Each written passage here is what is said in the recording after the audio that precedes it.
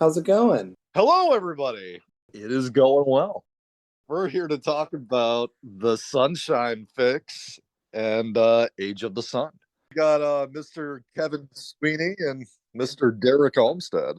I remember when Matthew first asked me to do this podcast, and I didn't have a ton of familiarity with a lot of bands, and so I was just looking into different Elephant Six bands that I thought might be that I liked, and so I was checking out a lot of different bands, and I did actually check out Age of the Sun as one of the things, and I really liked it. I remember saying to him, I'd like to talk to Sunshine Fix at some point, but then for whatever reason, haven't listened to the record in like the last year. I've been going through an incredibly depressing part of my life. I'm going through a separation in my marriage and all that. And listening to the record has been very interesting. It started with I was in a especially really shitty mood on day one of listening to it. And it's all this like sunshine, pop, cheery, happy, blah, blah, blah, blah, the first song. And I was just like, I got to keep listening to it. So I kept listening to it. And I'm like, okay,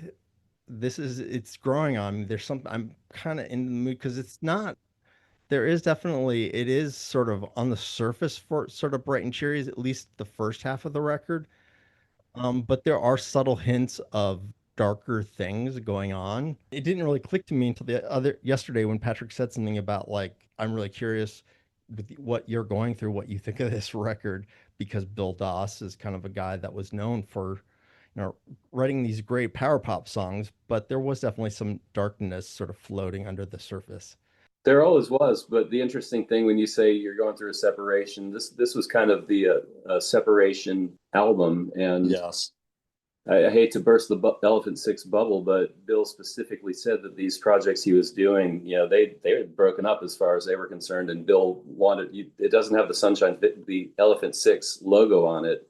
He wanted it to not be an Elephant Six project to differentiate it from everything he had done before, even though it's all Elephant Six people playing on it. But he didn't want to use the logo. He wanted it to be his own thing. And I'm only Elephant Six adjacent. I have no idea why they even have me on that poster for that movie. But he always wanted to play with me, and he always used to tell me, you should be playing guitar every day. You shouldn't be working. And that sounded good to me. So I was happy to throw my lot in with Bill anyway. Well, Kevin, I think they had to put the best hair in rock on the cover, man. Well, I agree.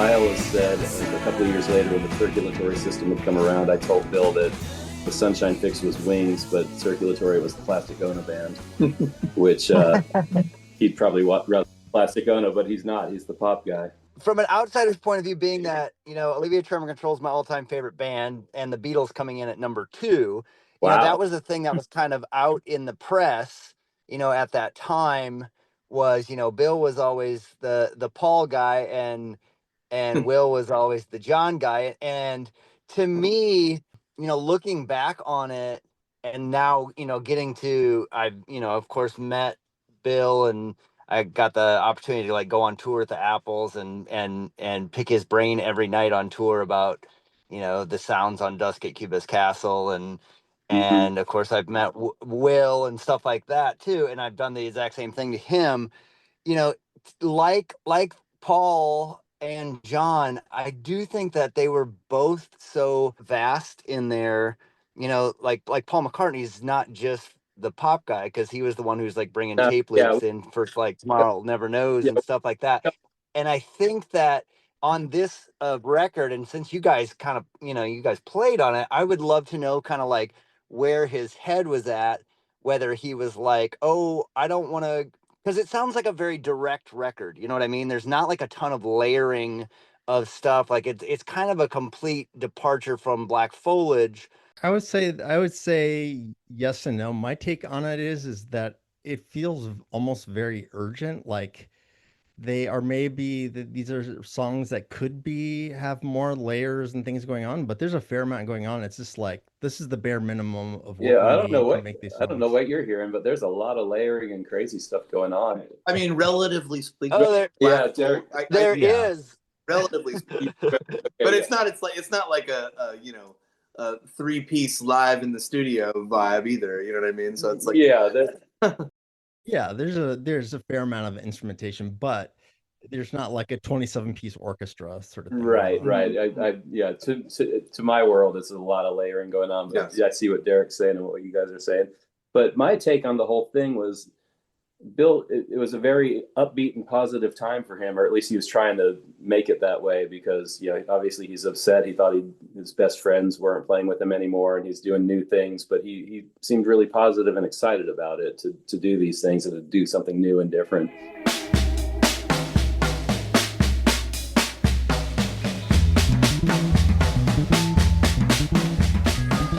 As far as the recording of this, guys, tell us a little bit about how that was. Was it home studio stuff? You know, like the one thing I love about this record that was to me a complete, because we got to remember when hearing this record and knowing Olivia Tremor Control so much, and hearing bootlegs of some of these songs, because OTC played a couple of these songs before Sunshine Fix did. But to hear the record, like the first thing that, of course, that stood out to me, and of course Derek can probably talk to this because it was probably him doing it, I'm assuming, is just like the amount of like funk that is like influenced in this record. Because it was like super power poppy, but they had like the bass was real funky. That's Derek. Yeah. Okay. Yeah. So he mentioned the thing about. Okay, first off, let me preface this by saying these are very gray area memories for me. It was a long time ago, and it was a time where I was doing a ton of stuff at the same time. So, like, I don't have a lot of very specific memories. But I will say that when Bill and I were like, we lived like a block away from each other in 1998, and I started going over and hanging out with him and like working on some like side project stuff. I think somewhere around that time he was trying to do something for the Powerpuff Girls. Does that ring a bell? Yeah, it's called Friends Win. Yeah, I think we worked on something like that together. And then there was a period in 99 really, where like I was gonna join the Olivia Tremor Control because like they wanted to like expand a little bit, and they wanted John to like mainly be able to do violin and clarinet and external instruments, and then have a bass player all the time. You know what I mean? And I was like, yeah, I'm in. You know what I mean? It was my favorite band too.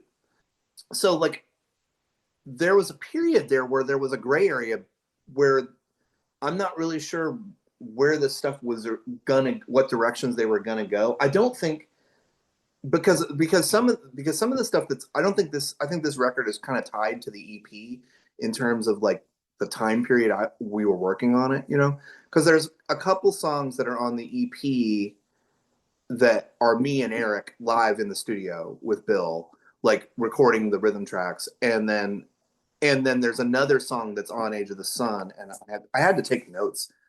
Are you talking about the That Old Sun EP?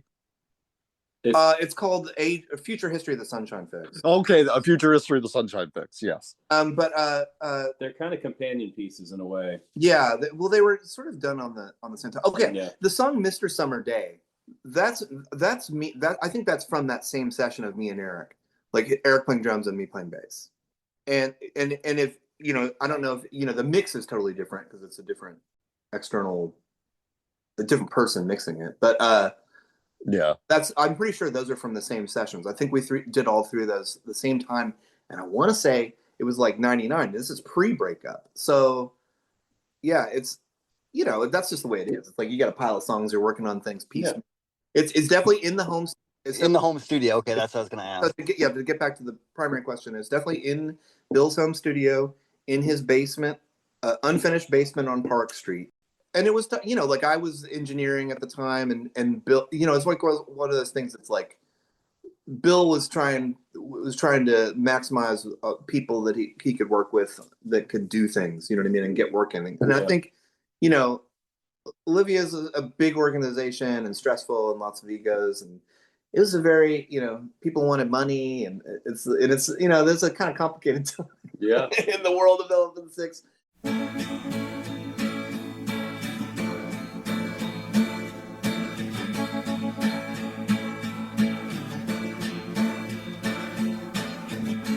Everything is waking.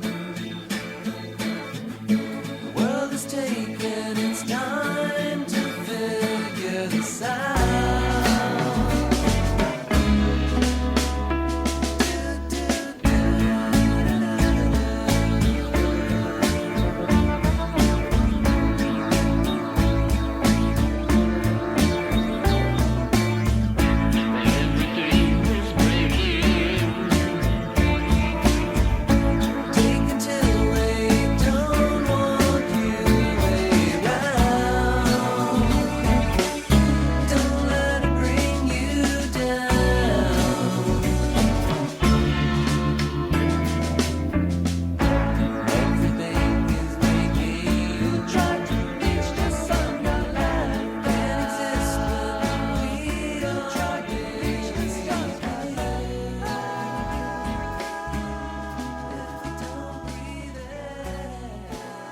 Yeah, but it was done on tape. Don't remember Pro Tools being around. It was mixed. I actually texted with Andy Baker, who mixed the record a little bit today, who lives in, and also mixed the Gland, a bunch of the Gland stuff, and many other things. But and he lives in Taipei now and has for like over a decade. He's a Type A guy. And and I was asking him if he had any memories about it. He's like kind of vague, but he remembered that he mixed it at his home studio up on Boulevard, and which was new at the time, and it was on like one of his like first Pro Tools systems. Yeah, some people call that the bakery. I don't know if that was ever the official name. Yeah, I think that was totally. And you know, Digi 01 Pro Tools style, you know, but because I was listening to it and my memories are vague, you know what I mean? It's like, and I was like, oh, you know, there's a lot of like overlaid edits, you know, where it's like that couldn't be. That's not a tape splice. Not physically possible. You know what I mean? That's not a tape splice. It's like you might fly that in on another mixer. But he said that he was like, that Bill had a bunch of sources that he was like compiling together, but it was like tape and then like 4-track sped up vocals and like all kinds of stuff. I think some of it might have predated Olivia Tremor Control. That's too. possible. This might be from his original Sunshine Fix. Yeah, because even on that EP, the song "Last Night I Had a Dream," like that was like a thing that was around before, and then the other country song, "Beaconary Words" or whatever. I was like, I don't remember having any involvement with those. Well, I know those. I think I'm on "Last Night I Had a Dream." I can't tell if that drums on that. Was that me? I know I'm on "Beaconary Word," which he also called "Big Canary Bird." Right. Okay. All that slide stuff. Yeah, the EP is a little bit fuzzier. I would just come in and do whatever, whenever. But the recording the album, I remember a lot more because he wanted me to play all the guitars on that. He said, "I don't want to play guitar. You do all of them." That's interesting. Yeah, I didn't know that. But I think on the last song. But I assume he was like somewhat directing you on some things. No, really, he just let you not free. A fucking bit. Yeah. That's awesome. No, he would never direct me. You know who directed me and who took these pictures, which you can't see? Dutch Cooper. Dutch would come by, just have fun, and he'd say, "Do this," and I'd do it. Oh, that's cool. Almost anything I would do, Bill would light up and say, "That's great," you know, and then sort it out later. I don't remember him ever telling me what to do either. Now that I think about it, I think the last song on the album, the acoustic song, this real kind of melancholy. It's called Cycles of Time. Okay, are you sure that's not one of the weird? No. Okay. No, I made stars on all the little The actual songs. on the little like theme and revisions. Okay. I was like, oh yeah, another theme and revision. Yeah, because he had that sun that was drawn out, and he wanted it to go through the whole album.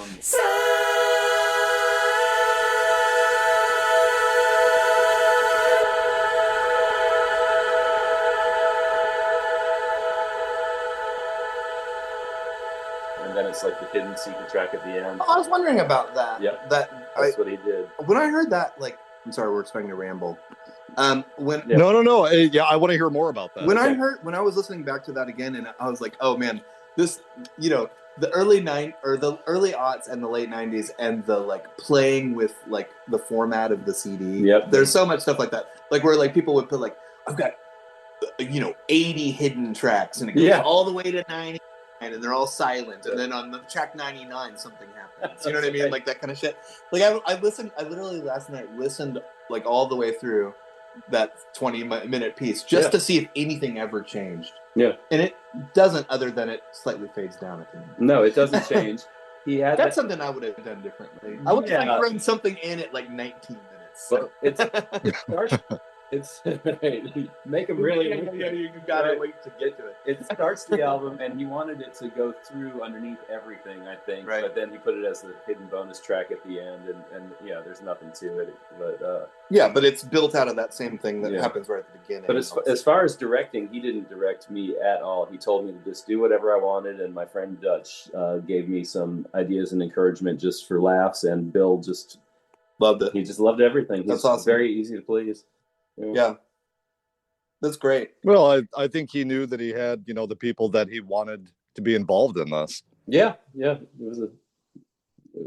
was a great honor to do it. I'd say he just, he wanted people's, kind of the first thought they would have, and see what he liked and see what worked, and sort it out later. Yeah. When I was listening to it, I was thinking, because there's lots of, I'm noticing like where I'm like, oh, I think that's me playing drums. But then all of a sudden there'll be another drummer in like the left speaker or something like that. And it's like, oh, so like there's some like, I can't tell if it's like layers of, he just wanted he had another person come over and then do something, or if like some of this stuff was compiled from different versions or something that could have been put together in Pro Tools. It's hard to know, because I would, and I know you, because you had a lot going on, but I would just, I wasn't there for the whole recording of the thing. I would just drop in and do a part and leave. Right. So there's no telling what he did. And that goes all the way back to Olivia. I met Will and Bill whenever they moved here. It was 93, 94. That sounds right. Something like that. I met them early on, and whenever I'd go by and visit, they'd say, their line was always, be Eric Clapton on the White Album, and just record a guitar part, whatever they were doing. So I maybe even be on some Olivia stuff, and they would never tell me. It was kind of a game with them. I'd be like, so is that me on that? And they would say, we don't know. Just messing with me. It's hard to tell with the. Well, you're definitely on the future one. That's so exciting. I am so happy that is finally going to see the light of day. Well, let's not talk too much about that. No, we'll keep on the sunshine. Understood.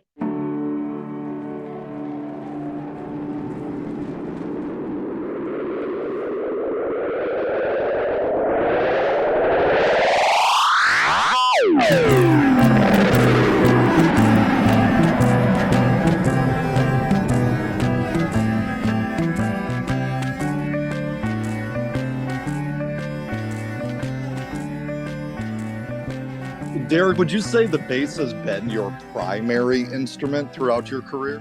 Well, I mean, I started with the first instrument that I started like taking seriously and learning was guitar. So like I started when I was like 14, maybe 13, 14, somewhere in there. And very quickly became kind of technically adept and good at it. And then when I was 17 in high school, I joined a high school jazz band because I really wanted to like improve my chord playing and get deeper into chord harmony and all that kind of stuff. And at the first high school jazz band practice, there was a bass player, and at the second one, she had quit. And the high school band jazz teacher was like, I need a bass player more than I need a guitarist, so you have to play bass. And I was You like, just shoved it into your hands. the next thing you know, I started playing bass. like my fingers could move. You know what I mean? I was a fast learner. I was 17. I was like very aggressively into making, learning and all that kind of stuff. And it's just something that people want more, you know what I mean, than another guitarist. You know what I mean? Like, you've always got a job if you play bass. Yeah. And then not maybe a couple years after that's when I kind of got into playing drums too. So. Oh, he's one of my favorite bass players in Athens, in the world, but in Athens, I mean, it's the stuff, and I love it when you play bass and drums on some of these tracks. Yeah, it's fun to listen to. You really lock with yourself, But I'm both ahead of the beat, sure, and then ahead of that again. But when it's going to be the Russian Dragon. It's true. Those bass lines make a lot of these songs, and they're so unique and yes, funky. I just love them. But that also, like in those original EP stuff that we were talking about. Sail Beyond the Sunset. Oh yeah. I love that one. That's great. That's probably my favorite of all of these. Yeah. In the original sessions when we were recording with Eric and me, of course, Eric also loves all classic funk playing and all that kind of stuff, and we were really having fun with that. Like on that 4th song on that EP, Future History of Irrelevance of Time, it was, and plus also Eric is like a drum idol of mine. Like, I think he's just so great. Yeah. And I really remember the thing he was doing on it. He was having so much fun. He's like, I really want to get these really fun drags. And at the end of that song, you listen to, he's just dragging the snare in this really fun, funky, just cool way. It's such fun. It's really fun to revisit. And listen to that stuff. When Eric joined Olivia, that just made it took it up crazy to a new level. Yeah.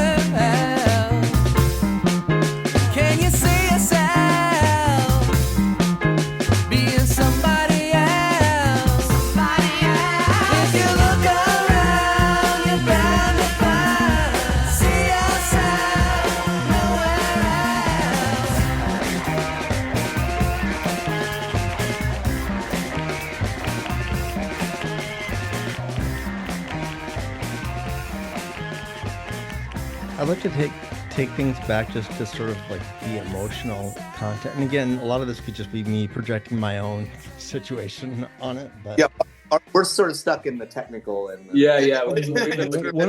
the things that you had talked about, the sort of the sun part that starts the album and then also finishes the album for for 20 minutes, 19 minutes. Yeah. I did listen to the whole thing waiting for some sort of change, and it never came, but it was also kind of to get me into it. I feel like it as a trance thing as well. So you did the right thing by listening through it. And, yeah, I feel like there is sort of a meditative quality to the album in a weird way. It feels like there's almost hidden messages. And again, I could just be projecting because of my own personal situation, but a lot of the lyrics are life can be really shitty sometimes, but it's also really great. Let's be happy. It's the music that you guys are playing is upbeat throughout most of the record, although it does transition slowly to less sort of happy towards the end. It's still relatively happy even at the end, but Bill was a very optimistic guy. If we were on the road and we had an 18-hour drive to get to a show where there were 6 people, he would have the happiest face as he told you, well, the gig sucks, but at least it took a long time to get here. He would always take a sad song and make it better. He really tried to stay upbeat and tried to be positive. And that's what this EP and album are about after he's kind of separated from his best friends. And I mean, the way it felt to me as sort of an outsider was that everyone was against him at that time, and it was just him on his own doing this thing. And he had plenty of other friends like me who weren't involved in Olivia really. And I remember running into Will one day, and I asked him something like, "Hey man, how's everything going?" He said, "Why didn't you ask Bill? You're playing with him now." Right. So there's some animosity, mildly at least, between the rest of the band and Bill. So he's It's looking interesting. on the bright side and trying to be positive. You know, it's interesting you say that because I was on both sides of that fence at the same time. You're the lukewarm water. I was the lukewarm water. Well, it's just their stereotypical styles. You know, Bill's got the sunshine pop and Will has the darkness, and you know, you get a whole album of one or the other, pretty much. You know, hints. It's interesting. I mean, I don't look at it as that black and white. I mean, I think. Well, I said stereotypical. We know there's I think shades. I think that like it's weird because like you look back at that time, and like the difference between Black Foliage coming out and Age of the Sun coming out is 2 years. Yeah. It's not 10. It's not 20. So it's like, it's really just, you can just tell that like, to me, like it's way flattened out in retrospect. It's like, these are very continuous, like not that really that different. It's like, Black Foliage is a pretty dark record. Yeah. You know what I mean? Like, you know, it's like, and you know, it's like the whole kind of production ethos within a lot of the Elephant Six world, but especially within Olivia Tremor Control world, is if something is pulling one direction, make sure it's got something pulling the other direction. And that's musically, that's lyrically, that's all these other kind of things. And it's just contrast. It's just to add richness to things. You know what I mean? So like it's intentional. I mean, you know, I think it's so built into just the way Bill made music, way Will made music, that like that I don't think it was. I assume that it was not even necessary for it to be hyper conscious. Like it just was just a part of the way. Oh well, this song isn't complete. It needs something that does this other thing. Does that feel familiar to you as kind of a aesthetic? You know, I can't answer it specifically, but I would say that like the concept of looking for patterns in things and writing from the subconscious and all those kind of things are definitely built into the methodology of a lot of Elephant Six writing. So like he might have at the end said, I've got this pile of songs. What is the connective tissue? Yeah. You know what I mean? And like, you know, that's speculative, but I mean, I would not surprise me because that's generally the way we work. You know what I mean? And so, yeah, we were all really super into the Boredom Super Roots album at the time. And it's a lot of just like blasting walls of like sonic thing that just hold for, you know, 5 minutes, 10 minutes, 12 minutes, you know what I mean? And it really reminded me of that. I was like, I wonder if he was thinking about this one. I don't know. Anyway.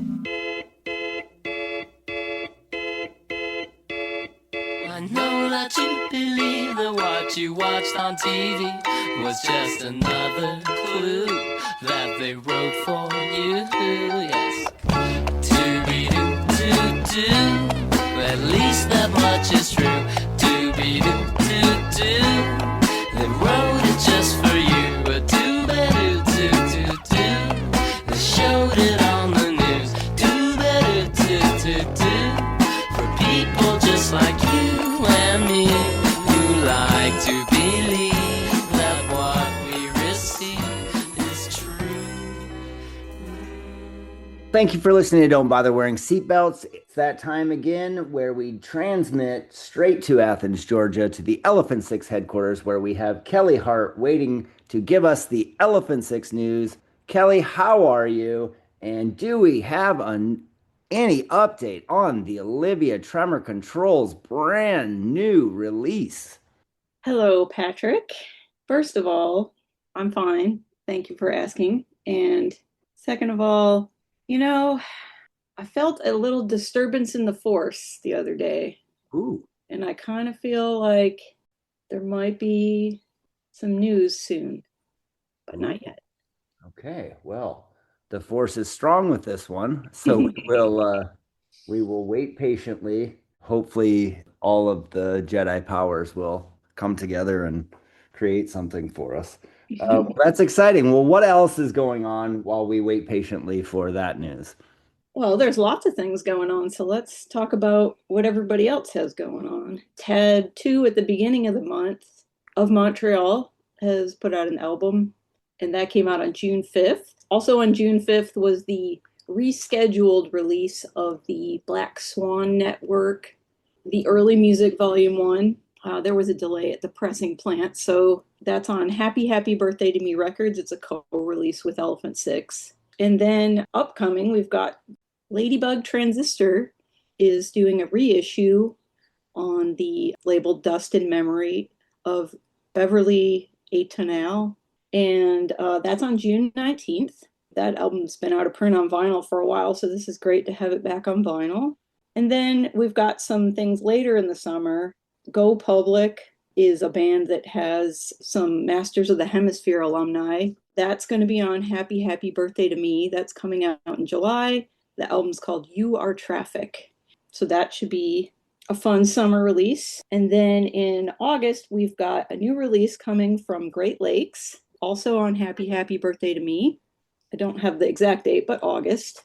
And then later this fall, again, don't have an exact date yet, the Minders are going to have a new record, and we'll have more details on that. So lots of stuff coming out this summer. A good time to pick up some new tunes. That's awesome. And the Minders one's also coming out on Happy Happy Birthday to Me, correct? It is also on Happy Happy Birthday to Me. Excellent. So a busy year for Happy Happy Birthday to Me. Yes. And Mike Turner just sent out an email about the Black Swan. So if you have ordered the Black Swan Network, it has been pressed and it should be arriving in our mailboxes very shortly. And maybe even you've gotten it by the time you hear this. So also, this month of Montreal is kicking off their huge nationwide tour. And it goes for weeks. It goes all the way out west and back again, and ends in Birmingham, Alabama on August 8th. So catch of Montreal. We've got a few shows at the end of the month here in Athens. We have our annual street festival called Athfest, where it's all bands from Athens and the surrounding area. So on the Elephant Six end of that, Elf Power is playing at the 40 Watt on June 27th. And John Fernandez is playing with his trio on June 28th. And that's part of Athfest, but you don't have to buy a festival pass to go to those. You can just go individually. I think John's show is on the outdoor stage, which is actually free. So catch those if you can. They're also doing a midnight screening of the Elephant Six documentary at Athfest out in the park downtown on June 27th. So that's also free. So if you haven't seen the documentary or just want to see it again in a cool outdoor setting, that would be a great place to see it. And then next month in July, just a reminder that Giant Day will be headed out west, opening for Black Moth Super Rainbow. These are all West Coast dates, starting July 24th through August 7th. So you can find those dates all on our website with links to places to buy tickets. And that's all I got for tour news right now. that's very exciting. There's lots of Elephant Six shows to be had for people who are hitting up live shows this summer. And that's all over the nation. So make sure you guys go and check out your favorite E6 bands. What else is going on, Kelly? Do you have any other extra kind of miscellaneous cool things happening? We got a couple miscellaneous things we're going to talk about. This month, we will be launching the Elephant Six Puzzle Company, which will be jigsaw puzzles featuring art from Elephant Six albums. The first one we're going to be releasing at the end of the month is the cover art for Elf Power's Dream and Sound album. Very cool. Yeah. And there'll be more puzzles coming later in the year, and we'll announce them as they come up a little later. That's very cool. What brought about these fascinating album covers becoming puzzles? It was just an idea that Will and I had, and I don't know. It just seemed like a fun thing to do. Oh. What a great way to listen to a record and connect with the art that is on the album cover. You know, I think that people love to sit around and just hold the album cover while they're listening to a record. At least I do. It's just another way that Elephant Six is connecting with their fans. So that's very cool. And those are available on the E6 website? Yes, those will be available on elephant6.com starting at the end of June. Is that the only place you can get those?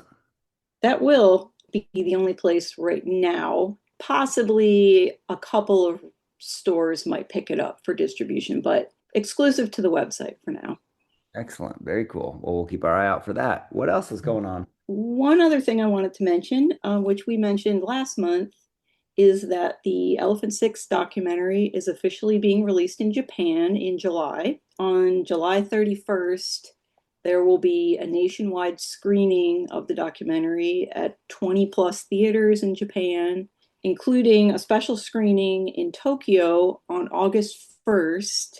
And that will include a Q&A with the director, Chad Stockfleth, and maybe a couple of other guests. So you can look that information up on, I think, on their website, the elephant6movie.com website. And that is also going to have a DVD Blu-ray release in Japan with Japanese subtitles. And I found out that our friend from Aleki Base was the person that helped with the subtitles. So, wow, that's so cool. How exciting for that movie to be shown there. Now, I know that several of the Elephant Six bands have toured in Japan, so this is a really, but probably not for a while. So this is a pretty excellent way for Elephant Six to be again conquering the world in a new way. All right. Well, thank you so much. Thank you, as always, Kelly, for joining us on Don't Bother Wearing Seatbelts. And remember, everybody, to get your records from your local independent record stores or from elephant6.com. We'll see you next month, Kelly. All right. Thanks, Patrick.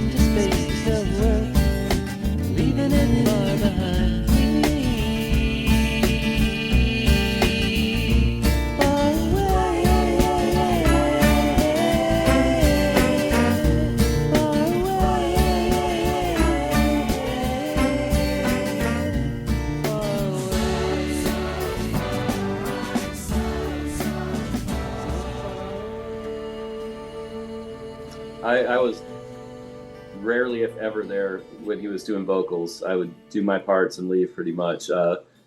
And he recorded the vocals himself, like Prince, you know, just with the mic right there by the console. So he did that on his own time pretty much. He's just a fucking great singer. Yeah. And great melodist and a great he could harmonize with himself. He could do everything. And he was definitely embracing singing from character, not necessarily like a personal character, but like, what if I'm singing in this style? Yeah, you know what I mean? You can hear that. Trying to do the funk and the soul and the, like the look around kind of stuff real high, the falsetto. I remember that was like one of the things that's like when we were in Olivia, maybe everybody having a microphone on stage isn't always the best idea, but you get more faces. but you know, like it's like when you're singing background vocals, sing it fade. Fade. You know, and you know, it's like just so it like pops in, just like and it's thin and reedy, you know. But there was always back off the mic for the background vocals and eat the mic for the lead vocals. Yeah, exactly. But yeah, no, being in the room while someone is recording vocals is a fucking nightmare. I hate it so much. It's like when I'm recording, if I'm recording a band or whatever, I'm like, here. I really try to be like, here, this is how you do it. I'm gonna go away now. I can't stand it. I hate recording vocals for people. I feel like people are much easier off just doing it themselves. And he definitely knew how to do that and was probably down there every night. You know what I mean? I'm sure. You know, with a glass of scotch or something or vodka and you know, just having fun.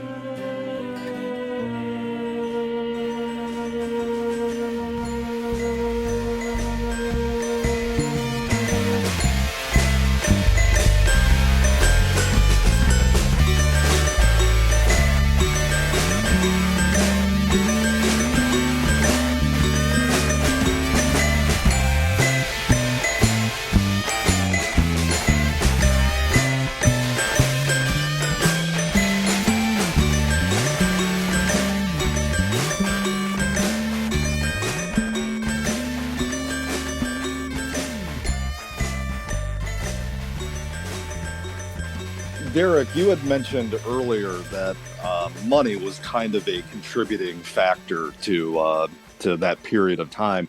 Was this around the time that they started to realize that Fly Daddy was just not going to pay them any money? Well, I mean, everybody. Okay, I can't name any specific like people's versions of this story, but I'll just say that from my own perspective at that time, I was like 26, 27, working at a coffee shop. You're at this point, you're going on tour multiple times a year. It's a pain to keep your job. You're still having to pay rent. Bill is 6 years older than me. I know that he had a military dad. I had a military dad. Like, my dad was very supportive and of my art and music and all that kind of stuff, but there was always that thing. It's like, hey, you got to have a real job. You know what I mean? I guarantee you, a big part of like, Bill was ambitious. And he wanted to make money, and everybody did want to make money, but like, there was also still the time where it was like weird and embarrassing to care about those kind of things. It's like a weird, strange kind of cognitive dissonance. Yeah. The selling out. The indie rock purity. Yeah. You don't want to sell out, but or get on a major label or anything. But yeah, Bill having a career that allows you to eat food every day is not selling out. Yeah, but Bill, almost alone among all the Elephant Sixers or even musicians that I knew, he always had a job. He was always working. He always went out and did Dial America or whatever. Yes. Yeah, he was industrious in that way. And it was strange with money, though. I mean, that's one of the reasons I quit the Glands, was because you put so much work in and there would be no money at all. Yes. In the very early days. And this is getting a little ahead of the game here. But when we were on tour for Age of the Sun and everything else, the way Bill hired the band was, we got the people together and he would say, well, how much is your rent? Okay, here's your rent for the month. And so some people were going on the road and getting $500, and my rent was $200 a month back then. So I was getting $200. So that let me get weird too. But Bill, his intention was, I don't want you to have to worry about rent. I don't want you to have to worry about getting food. I want you, to just concentrate on the music. But you could see how it engendered some friction. No, it did. Exactly. But I mean, money there was never enough money for it to be a problem with the Sunshine Fix. But it was an interesting way of thinking about it that Bill had.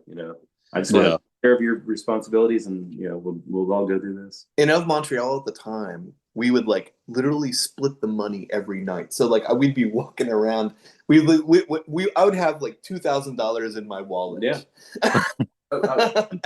Or 3,000 at the end of a tour. I mean, you know what I mean? I thought that was the fair way to do it for whatever. We were very much. Yeah. I think that was. Well, I imagine that Kevin clawed that back. Well, very purposeful. I mean, when you think of Montreal. Yeah. So it's a natural. It's expensive to live out there in the world. Or split we were in a 3-piece, and you could split it 4 ways and give, this is the band's, this is yours. Yeah. That's that's a good idea. Yeah, that's what we used to do. But the Glands, not to keep talking about the Glands, but that was Ross has the money, and we would split it 4 ways. That's after I quit. Oh yeah, long after. Yeah, we both had to work with Ross and Doss. Ross and Doss. Well, it's odd that you bring that up, because we were talking recently about trying to get together to do a Glands episode. Yeah, those are great records too.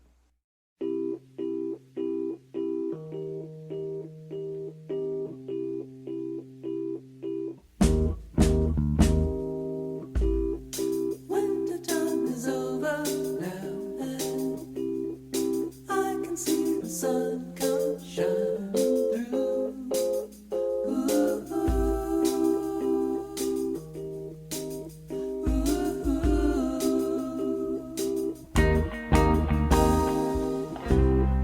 Been away for way too long, yeah. Missed the summer days, been far away. Hey, hey, ba ba ba, ba ba ba, ba ba ba, ba ba.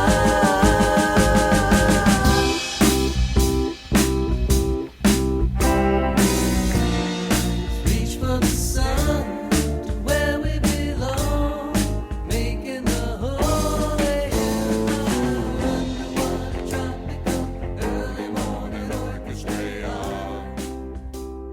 I mean, it's kind of a classic trope that if you make it, I mean, it just makes things more accessible, right? To straighten things out. I mean, I feel like in a way that's kind of how Kevin crossed over, obviously, you know what I mean?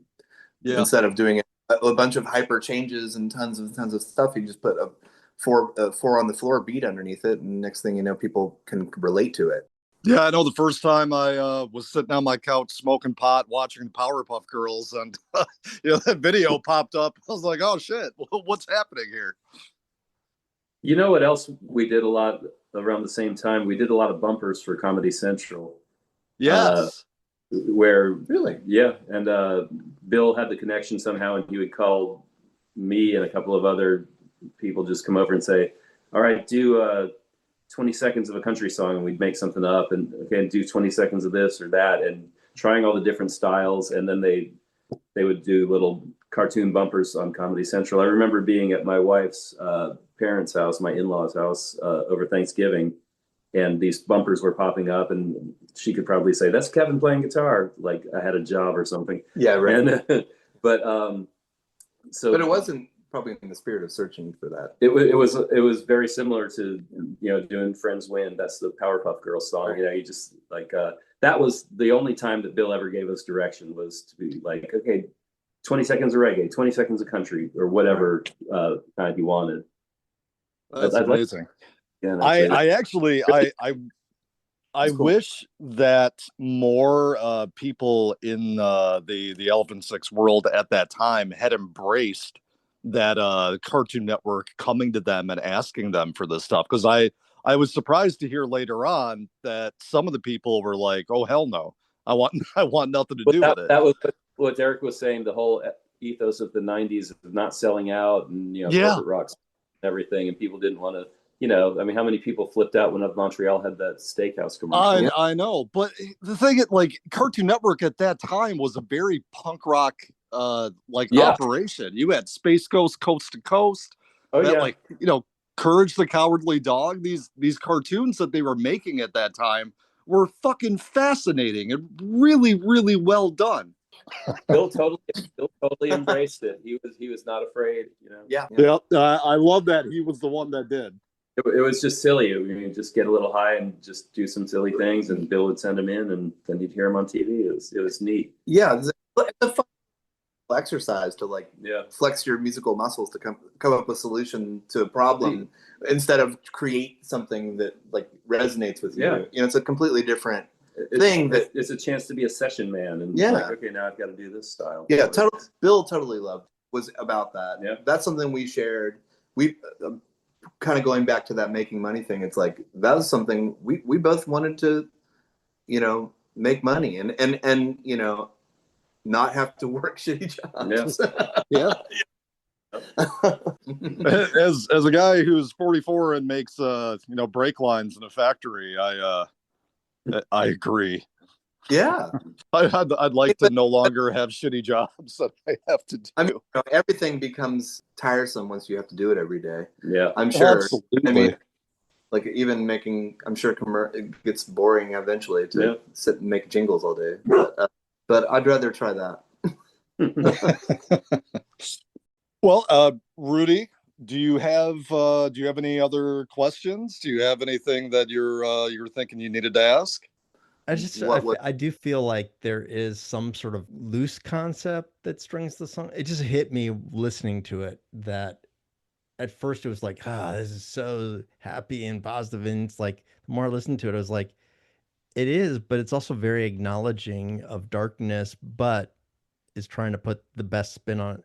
I guess why I said earlier that it felt urgent. It felt like this is somebody trying to really focus on sort of the positivity of life, even as negative things are coming your way. That was Bill. That's Bill in a nutshell. He was always trying to be positive. And the ironic thing about the Age of the Sun tour, I mean, he bought a van, a proper van that wasn't going to break down all the time. He really put work into it to make it his job and to make it a job for everyone who was helping him with it.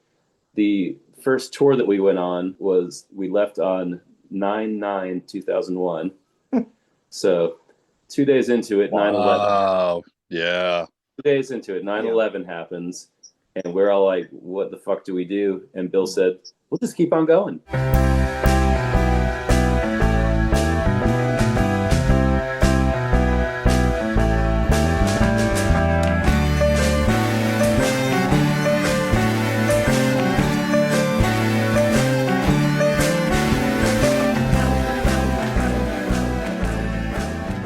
With the whole world falling apart, he went to the back of the van and fell asleep as we drove on towards DC to see what we could do. Yeah. And Amy was calling, freaking out, telling him to come home. Everyone was calling us, telling us to come home. But Bill just said, we should just keep on going. Why should we let this stop us? And he was right. I mean, that's basically what the terrible president told the country to do. Like, don't, go shopping or whatever. But, we just wanted to keep doing what we were doing. And he went through his whole life like that, trying to be upbeat and positive and keep it moving forward. You could probably superimpose a little meaning on it that, it is kind of a divorce record.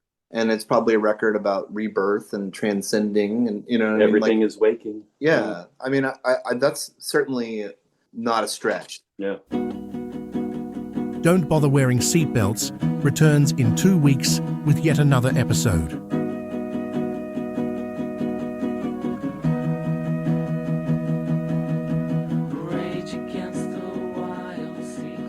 Until then, don't forget about our $1 Patreon that makes you eligible for our many giveaways and helps us keep the proverbial lights on. And oh yeah, don't forget to do what brings you joy and fulfillment. And maybe listen to some great music too.